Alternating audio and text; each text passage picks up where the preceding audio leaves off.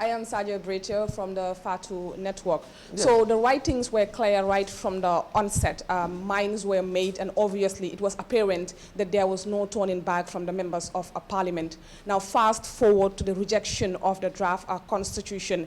Some people actually believe that this was never about the constitution. This was just a big standoff between MPs who support, let's say, the current government and the others.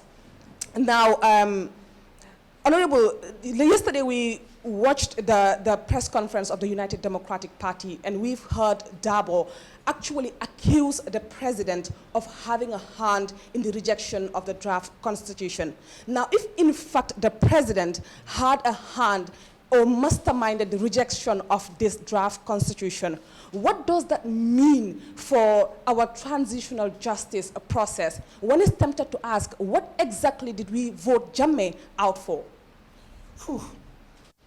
No wonder you are my star. Well, let us make this clear here. Let's make this very clear. First and foremost, there is something called direct evidence. You know, when you got a lot of evidence, different types of evidence. Now, there is something called circumstantial evidence. And even on strong circumstantial evidence, the court will convict. The court will convict when the circumstantial evidence is strong. So here, nobody has direct evidence. Nobody can say, clearly, I was there, President Barrow had a meeting with these people, this is what he said. I know there are people who could say that, but you know, many people outside cannot confirm, in fact, that you know, there was a meeting of the mind for this to happen. But you know, look at the circumstances surrounding the rejection of the bill. The 8 members of parliament that were dismissed by UDP because they are affiliated to President Barrow.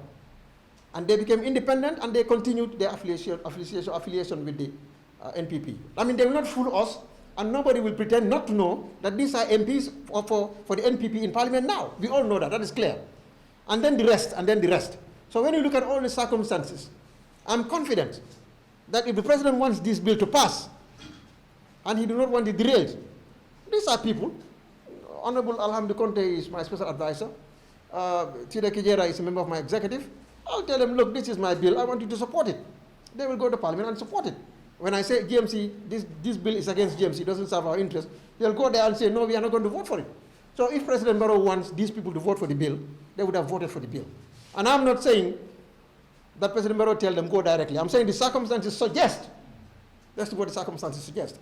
And I disagree that these members of parliament voted their conscience in the national interest. They did not vote their conscience.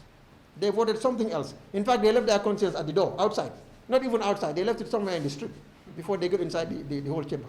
That is one. So really, if the circumstances point out to the one who orchestrated this, and we think we know circumstances who this person is, then really, I think it's a major disappointment. And I would support the contention that it will be time for the government to go, and go as soon as possible.